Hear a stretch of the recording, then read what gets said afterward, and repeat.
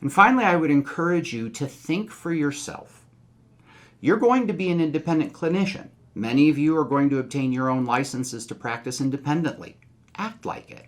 Don't rely on other people's diagnoses or what you've read in the chart to simply say that's what a patient has. You've been trained in the DSM and you understand how to do a thorough assessment. Do that assessment and think for yourself. If you think somebody got it wrong, again, in your documentation, lay out a very clear logical argument for why you think that is. At the end of reading an evaluation, we should all be able to say, yes, we agree, we think the patient has X, Y, or Z. If you read through one of your own notes and you can't come to that conclusion, you haven't provided enough detail. If the details are so lost in a giant sea of documentation, you've provided too much detail. But be sure that you do your own assessment, that you don't let chart lore continue where someone diagnosed a patient with something that turned out to be completely wrong, but that often gets perpetuated from chart to chart. That can have impacts on their future life. Somebody who's been diagnosed with bipolar disorder because they've had some irritability in the context of alcohol use can have real problems getting healthcare, life insurance, even future employment.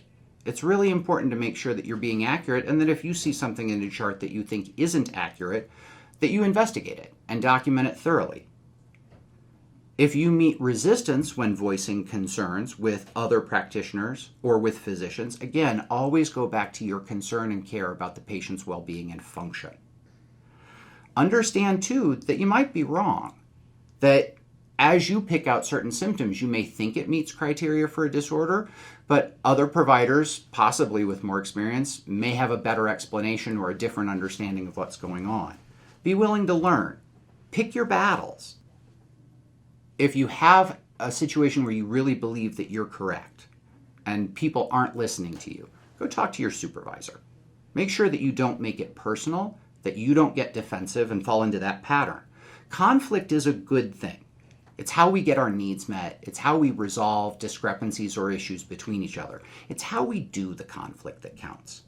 When social workers come angry that someone is not getting this medicine or that medicine, it's much less helpful than when they come and ask for help and we sit down together to work on a solution. Know when the conversation is over. If we've reached a mutual agreement, great, let it go. If we continue to disagree, that's okay. Of all the fields in psychiatry, or in all the fields of medicine, psychiatry is the one that's the most ambiguous, and sometimes we reach different conclusions. That's acceptable, but let's make a plan to move forward about how we're going to deal with each thing and not belabor the issue or continue a fight.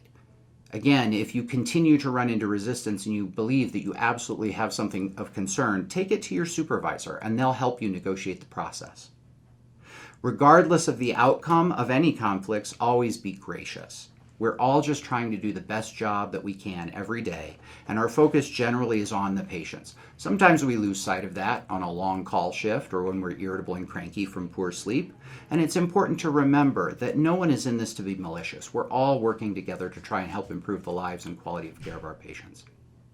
Thank you for your time, and I wish you the best of luck in GSSW and your education.